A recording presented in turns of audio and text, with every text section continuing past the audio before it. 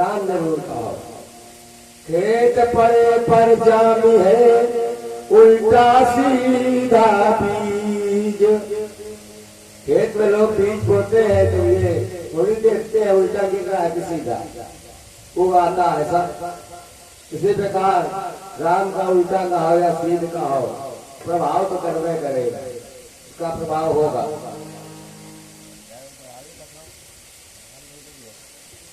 Hello,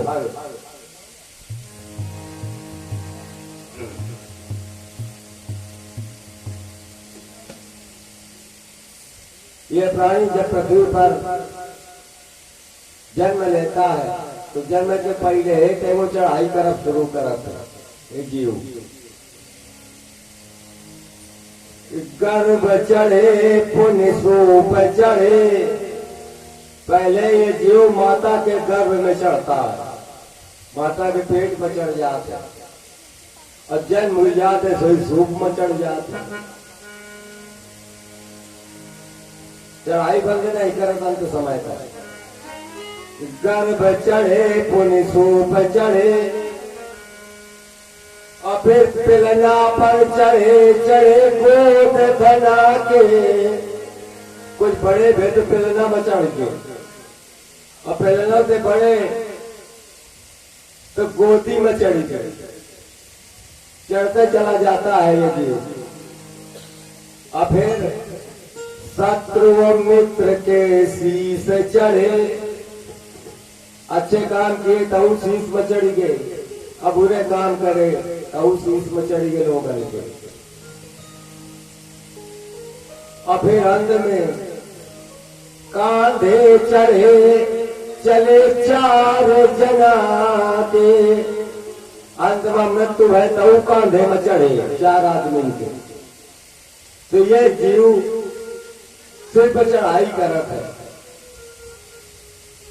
अब ऊंचाइयों को देखता है, नीचे नहीं देख पाता है। प्राणी को इस संसार में हमेशा अपने से नीचे के लोगों को नजर रखनी चाहिए।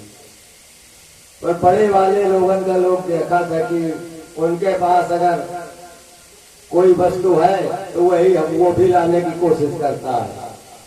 अरे नीचे वाले का देखो कि उनके पास कुछ नहीं है, उनसे तो हम ठीक है, मेरे पास है कुछ। इसलिए भगवान की कृपा से वो वंचित रह जाते हैं। न्यून बन करके प्रभु के दरबार आओ तो भगवान दया करते हैं। चलिए कथा की तरफ। इसी भाव से आज भगवान द्वारकाधीश की पावन कथा को स्मरण करते हैं। ये कथा भक्त और भगवान की है। पांडव लोग भक्त हैं और उनकी मदद भगवान कर रहे हैं। इसी तरह भक्ति से हम लोग भी इकट्ठा हैं इनके दरबार में, तो हम लोग भक्त बनेंगे तो भगवान क्यों नहीं दया करेंगे। राधापति राधा रमण राम निरत रस राज। राधापति राधा रमण राम निरत रस राज। और साथ धारण करो प्रभु भक्तन के काज। और साथ धारण करो प्रभु भक्तन के काज।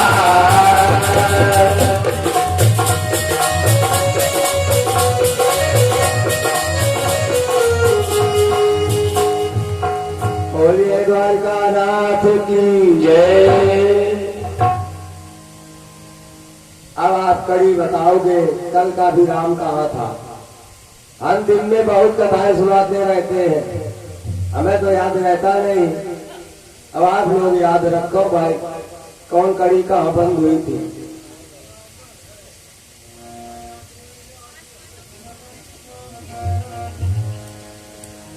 कल बताया गया था कि व्यास जी के द्वारा कथनानुसार पांडव लोग मणिपुर पहुंच गए और वहां पर महाराज चित्रवाहन की पुत्री चित्रांगदा जो मगर बन गई थी उसका उद्धार किया था और आनंद से वहीं मणिपुर में ही रहते हैं। आप द्वारिका में भगवान ने एक दिन गरुड़ जी से कहा कि गरुड़, पांडव लोग हमारे भक्त हैं, दर दर भटक रहे हैं, मैं उनकी कुछ मदद नहीं कर पा रहा हूं, वो बेचारे घबरा न जाए, इसलिए हे गरुड़ तुम जाओ उनके पास और उनको सांत्वना प्रदान करो, जो घबराने न पाओ। आज भगवान की आज्ञा से गरुड़ जी आते हैं मणिपुर और धर्मराज से कहने लगे कि द्वारकाधीश ने खबर भेजी है, वो हम आपके पास कहने आया हूं, घबराओ नहीं। उन्होंने कहा है कि बदलेंगे समय शीघ्र देखो, अब पहले से वही साज होंगे, अब भूतल का भार उतारेंगे, फिर राजा धर्मराज होंगे।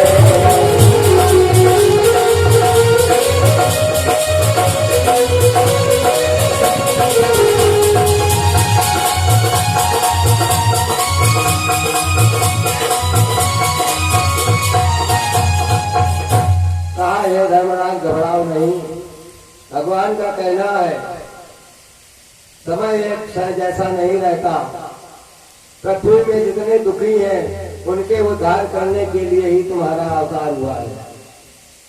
जब सारे काम पूरे हो जाएंगे तब वही समय आएगा जैसा पहले सा आप फिर राजा बनोगे, समझा दिया गरुड़ जी ने। और कह दिया, उन्होंने कहा है अगर हमसे मिलना चाहे तो मैं पंचाल देश में मिलूंगा। पंचाल देश के महाराजा धीराज द्रुपद राज उन दिनों द्रौपदी का स्वयंवर कर रहे थे, तो भगवान ने गरुड़ से कहा बता देना कि हम उस स्वयंवर में जाएंगे पंचाल देश। अगर धर्मराज मुझसे मिलना चाहे तो वो भी वहीं आकर हमसे मिल सकते हैं। गरुड़ जी ने सूचना बतलाई। अब मन में पांडवों के उत्कंठा हुई कि द्वारकाधीश पंचाल नरेश के यहाँ आ रहे हैं, चलो न हो तो दर्शन ही कर ले। माता कुंती से कहा कि माता हम लोग पंचाल देश जा रहे हैं। आजकल उस देश को पंजाब कहते हैं, यही राजा द्रुपद की राजधानी थी पहले, इसे पंचाल बोला जाता है। चल पड़े पांडव लोग ब्राह्मण का भेष बना करके, धोती कुर्ता पहन कर तिलक तिलक लगा लिया। विधिवत पांचों भाई उस स्वयंवर देखने के लिए वहां पर और भगवान द्वारकाधीश का दर्शन करने के उद्देश्य से पहुंचे। महाराजा धीराज पंचाल नरेश के उस स्वयंवर में अच्छी व्यवस्था थी। क्षत्रियों की समाज बैठने की व्यवस्था एक तरफ थी, ब्राह्मणों की समाज की व्यवस्था दूसरी तरफ थी। तब अलग अलग सबके बैठने के साधन स्थान थे। वहां पहुंच गए, द्वारकाधीश भी वहां बैठे हुए थे। पांडवों ने मन ही मन प्रणाम कर लिया, अभी मुलाकात नहीं करी। ब्राह्मणों की समाज में जाकर बैठ गए सभी भाई। अब महाराजा धीराज द्रुपद ने कहा कि हे मंत्री, हमारे प्रण की घोषणा करो। सब लोग इकट्ठा हो गए। महाराज ने एक बांस गड़वा दिया था, उस बांस के ऊपर एक ऐसी चरखी बंधी हुई थी जो चक्कर लगा रही थी, और उस चरखी में एक मछली बंधी हुई थी, चक्कर खा रही थी। उसी खम्भ के नीचे एक भट्टी में कढ़ाई में तेल खौल रहा था। शर्त ये थी कि जो धनुर्धर वीर नीचे को देखेगा और उस मछली की परछाई दिखाए जो ऊपर चक्कर घूम रही है। निशाना ऊपर लगावे और नजर नीचे रखे उस कढ़ाई में जो तेल खौल रहा है, उसमें फोटो देखे उसकी। मछली के नेत्र में जो तीर बेद देगा उसी को श्रेष्ठ धनुर्धर्म कहा जाएगा। द्रौपदी का विवाह उसके साथ होगा। बड़ा कठिन स्वयंवर था। इतना कठिन रखने की क्या आवश्यकता थी, उसका भी कारण था। महाराज के यहाँ एक बार नारद जी गए हुए थे। नारद जी को द्रौपदी का हाथ दिखलवाया कि महाराज देखो इसकी भावना बताओ कुछ। नारद जी ने बता दिया आपकी बेटी का विवाह पांडुपुत्र अर्जुन के साथ होगा। जब राजा द्रुपद ने सुना कि पांडव लोग तो लाक्षा भवन में लाख के महल में जल गए, सब खत्म हुई गई, अब बचे ही नहीं, तो विवाह कैसे किया जाएगा। अर्थात मैं इतना कठिन प्रण करूंगा, उसको अर्जुन के समान ही कोई धनुर्धर होगा, वही उस प्रण को पूरा कर पाएगा। तो उसके अर्जुन के समकक्ष मानकर फिर मैं उसके साथ उसका विवाह करूंगा। इसलिए उन्होंने ऐसा प्रण कर लिया। महाराज जनक जी के यहाँ तो सिर्फ इतना है ताकि धनुष उठावे, लेख चढ़ावत खैचत गाड़े, कुछ करतब दिखा दे, और यहाँ तो निशाना लगाना है। और दोनों चीजें स्थिर नहीं है, न तेल कढ़ाई का स्थिर है कि साफ फोटो दिखा पर है, और न ऊपर चरखी स्थिर है कि मछली का नेत्र एक जगह हो तो सीधा तीर पहुंचे। घोषणा हुई। अब जो धनुर्धर राजा वहां पर आए हुए थे वो सब आगे बढ़ने लगे अपना अपना कर्तव्य दिखाने के लिए। वहां मंत्री जो भी राजा जाता था, मंत्री उसका परिचय लेता था। आप किस देश के राजा हैं, क्या परिवार है, क्या खानदान है। भाई विवाह करना है तो कुल परिवार तो पूछना पड़ेगा। अगर मेरे विवाह करने योग्य हो तो तुमको ये शर्त पूरी करने के लिए आदेश दिया जाएगा। उस दिन बताया गया था रोटी और बेटी जान बूझ के, बेटी का विवाह किया जाता है, रोटी जान बूझ के भोजन किया जाता है, सब जगह नहीं। इसलिए वहां सब परिचय लिया जाता था। अपना अपना राजा लोग परिचय बताए, समझ में आए कि ये राजा ठीक है, विवाह करने योग्य है, उसे आदेश मिलता कि जाओ व्रत का पूरा करो। महाराज कहते हैं बहुत से राजा धनुर्धर जो अपने को मानते थे गए, पर कोई पूरा व्रत नहीं कर सके।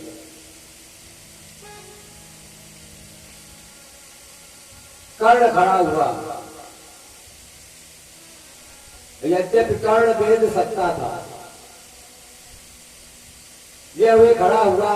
मंत्री ने कहा परिचय बताओ, कहाँ के राजा हो, कौन हो, तुम्हारे पिता का क्या नाम है। तो कर्ण अपना परिचय नहीं बता सका, अपने पिता को देखा ही नहीं था कभी इसने, सही परिचय नहीं मिल पाया, इसलिए उन्हें कैंसिल कर दिया गया कि आप ये व्रत पूरा नहीं कर सकते। कर्ण को उसी दिन से खेद हुआ था, मैं धनुर्धर होने के बाद भी यहाँ परिचय नहीं दे पाया, अर्थात अभी मैं अपने परिचय का पता लगा कर रहूंगा। इधर बाबा भीष्म ने कहा राजन, अगर कोई भी व्रत पूरा नहीं कर सकता तो मैं कर सकता हूं, लेकिन हमारी शर्त है, मैं विवाह नहीं करूंगा। मैंने प्रण कर लिया है। श्रीमान पिताजी के कारण अब पहले कर चुका प्रतिज्ञा हो, आज जन्म इसलिए हे राजन मैं ब्याह नहीं कर सकता हूँ।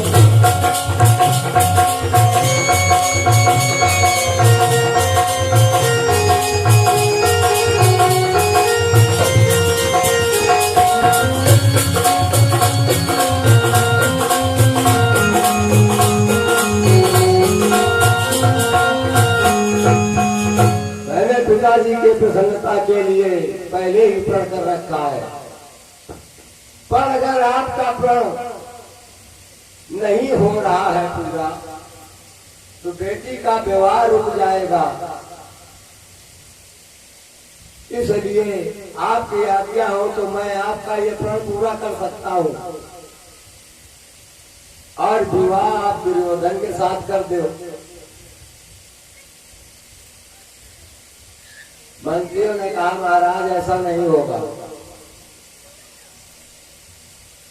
जो इस कर्म को कृत्य को पूरा करेगा वही श्रेष्ठ होगा, विवाह तो उसी के साथ होगा। ऐसा नहीं होता कि जुकाम हो जाए किसी को और दवा खवा दे उबरे का तो क्या वो ठीक हो जाएगा? अरे जो प्रण करेगा विवाह भी उसी का होगा। तो बाबा बैठेंगे शांत होंगे। अब दरबार में कौरवों का पूरा जत्था आया हुआ था। गुरु द्रोणाचार्य भी थे, तो गुरु बाबा खड़े हुए द्रोणाचार्य जी। कहा राजन आज्ञा हो तो मैं आपका काम पूरा करूं। मंत्रियों से सलाह ली कि ये तो ब्राह्मण है, हमसे श्रेष्ठ है, हम क्षत्रिय हैं, इनसे परिचय लेने की जरूरत नहीं है, पहले ही श्रेष्ठ है। अब आए आगे, अब द्वारिकाधीश वहीं पर थे, यह हुए उन्होंने निशाना साधा। उसी समय यह हुई तीर छोड़ा, भगवान ने अपनी माया कर दी। ऐसी माया करी कि चकाचौंध कर दी कि उनके नजरें न खड़ा, निशाना न लग पाओ, बाढ़ चला गया ऊपर। ये देख करके सबने तालियां बजा दी, उपहास कर दिया गुरु बाबा का कि ताली पिट गई दर्शकों में कि ये भी कोई निशाना है। अरे ये भी कोई निशाना है, चरखी कहीं है, बाण कहीं से जा रहा है। तो कुछ लोगों ने कहा कि गुरु बाबा के सिखाए सब चेला है जितने बैठे धनुष वाले। तो जब गुरु के ऐसे लक्षण है तो चेलों का कौन ठिकाना है।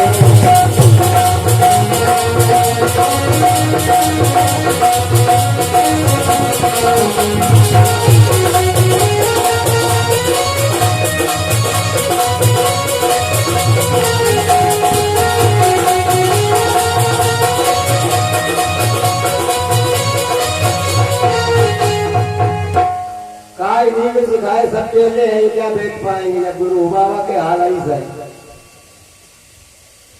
गुरु जी शांत होकर बैठे। अब राजा ने देखा कि सारे धनुर्धर हमारा प्रण पूरा नहीं कर पाए, यहाँ तक कि गुरु बाबा न कर पाए। मैंने भूल की जो इतना कठिन प्रण रखा, दुखी होने लगे महाराज। जैसे जनक जी दुखी हो रहे थे, इसी प्रकार राजा द्रुपद भी दुखी होने लगे। महल में रहने वाले जितने भी थे सब दुखी। कि रनवा से उसासी खींचे उठा और राजा भी हाय पुकार उठे।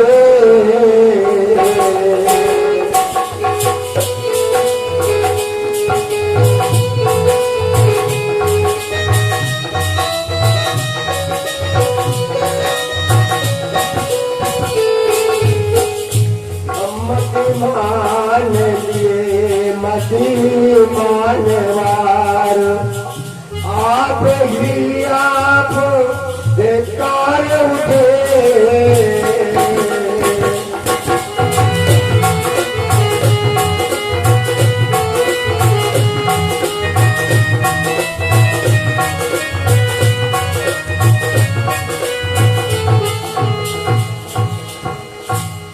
सब दुखी हुए तो महाराज सबको धिक्कारने लगे, इतने धनुर्धर थे। कहने लगे बड़े बड़े धनुर्धर बन के आप लोग आए थे, हमारे छोटे से पद को किसी ने पूरा नहीं कर पाया।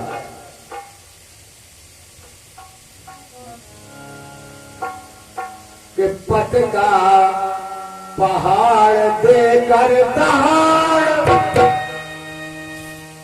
पर लहर न आई पानी में। अब मुर्दे का सर भी कट न सका तो लग जाए आग मरदानी।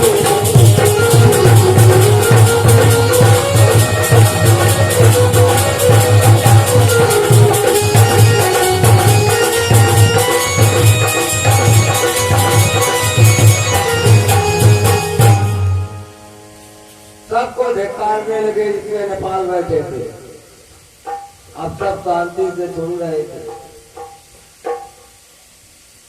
किसी ने पूरा नहीं किया तो ये सूचना द्रौपदी को महलों में मिली। द्रौपदी ने अपनी सखी से पूछा कि बहन, हमारे पिता ने कितना कठिन पड़ रखा है, जो बड़े बड़े धनुर्धर भी नहीं पूरा कर पाए। जब ये कहा तो वो सखी बता रही है राजकुमारी द्रौपदी को कि तुम्हारे पिता का प्रण कैस है।